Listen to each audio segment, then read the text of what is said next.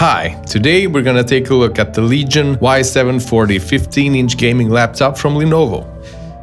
First, I'll do a quick unboxing and an overview. I'll go over the specs, show you some gaming benchmarks, and talk about some issues I've had with this particular machine. Let's start with the unboxing. This is a new design they introduced in 2018. The old model used to look like this, up until last year. So they changed the looks completely. This design is thinner with smaller bezels on the screen, and all the black and red is gone. So what's in the box? Maybe it's a giraffe or a donkey? Nah, I don't think so. We'll take a look at the laptop soon. First, let's see what we get in the box. Here's a quick start guide if you need it. You get a 230 watt power supply and a power cord in the black box. Pretty good sized. I didn't measure it, but it's roughly 20 by 15 centimeters in width and length, and it's not too heavy. Now let's take a look at the laptop. As you can see, this looks very good.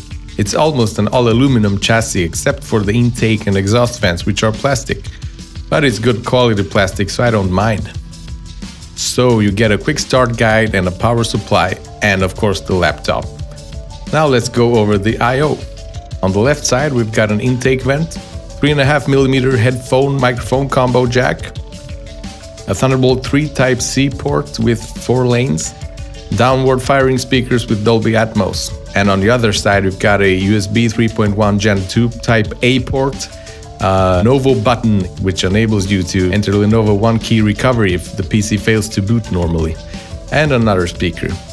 On the back you've got 2 exhaust vents on each side, a mini display port, HDMI 2.0, 2 USB 3.1 Gen 1 ports, killer gigabit Ethernet, power inlet, and a Kensington lock. On top we've got some LEDs for the ports in the back, which is quite convenient. As you could probably see, there's no SD card slot, but I personally don't mind that. There's some nice RGB lights in the vents and on the Lenovo logo. The keyboard has individually lit RGB keys which are programmable with the Corsair iQ software. It unfortunately doesn't have a numpad, which I use quite a lot, but it has some macro keys on the left. You can program them via the iQ software as well. If you really want a numpad, then you can take a look at the Y540, which is a bit cheaper too. And it's got a pretty good sized trackpad with 2 dedicated buttons for left and right click. Unfortunately, the build quality on this particular laptop isn't good. I must have gotten a late Friday night unit, or as we say in Sweden, måndagsexemplar, which basically means it's a dud or bad unit. Now I'll go over some of the issues I had.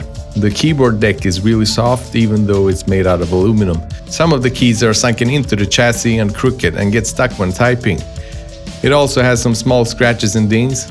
Another problem I experienced was with the trackpad. It had this really annoying lag when I was trying to do small precise movements, as shown here. I suspect it's a driver issue, but I'm not sure. It uses Windows Precision drivers, and I've never experienced that behavior in other laptops that use the same drivers. The speakers don't sound good at all. There's a lot of distortion and popping at only 38% volume. Here's an example of how that sounds. So you're the cousin who enjoys paperwork. I'm taking on scars. Keeping things balanced. That's what I do. The point is, we got each other's backs. And if you crank it up even more, your ears will start to hurt. But you'll want to crank it up as loud as you can because of the fan noise. Now get ready for takeoff, and don't forget to put on your seatbelts, kids.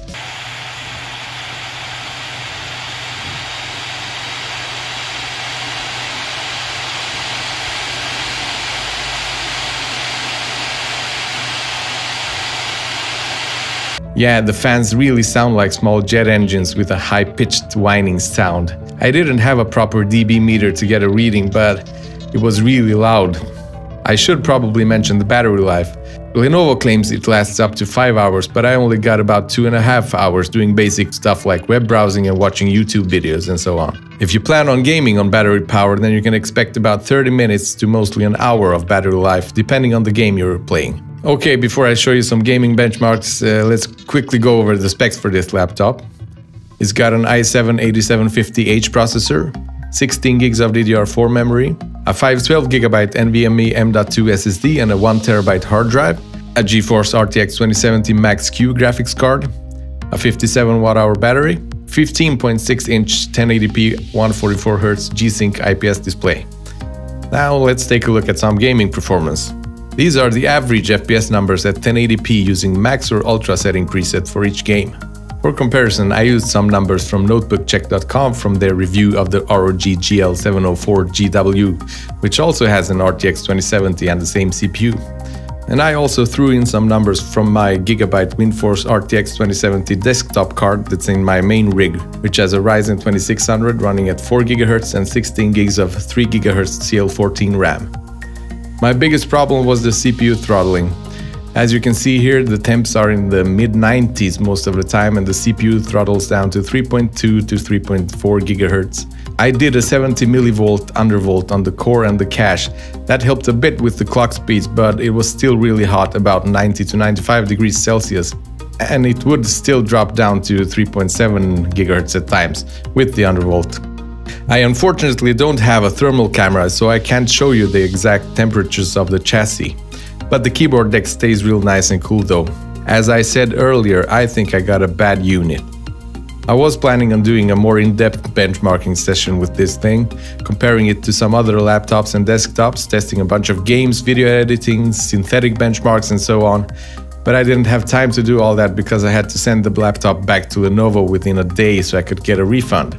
Shout out to Lenovo support for being so quick to respond. Speaking of refunds, I paid 25,000 Swedish crowns for this. That's about $2,700, which is a bit much in my opinion for the quality and the performance I got. You could get a laptop with something like a GTX 1070 non-max Q with the same CPU, RAM and storage for about $1,000 less and get almost the same performance in games. That's if you don't care about ray tracing and DLSS. And you could probably overclock the 1070 and get a bit more out of it. I was able to overclock the GPU in this thing by 70 MHz with MSI Afterburner, but that didn't move the numbers by much.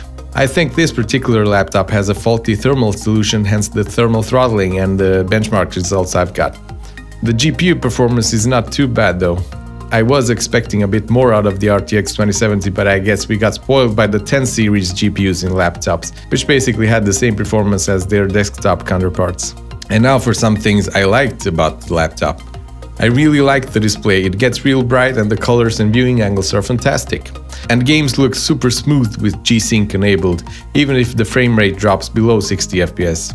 The NVMe M.2 storage, which I believe is a Western Digital unit, I haven't opened it so I can't confirm that, but it was performing really nicely with high read speeds and write speeds. And I really like the design of the laptop, it just looks super nice. I think this can be a great laptop for gaming and content creation. The RTX card performed pretty good, but I expected too much, I guess.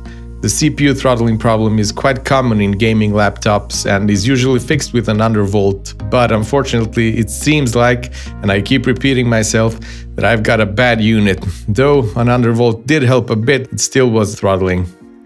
Question is, how many more bad ones are out there? This is an early production unit and maybe later revisions won't have these issues I've experienced. If you've got the same laptop and have experienced the same problems, please write a comment below.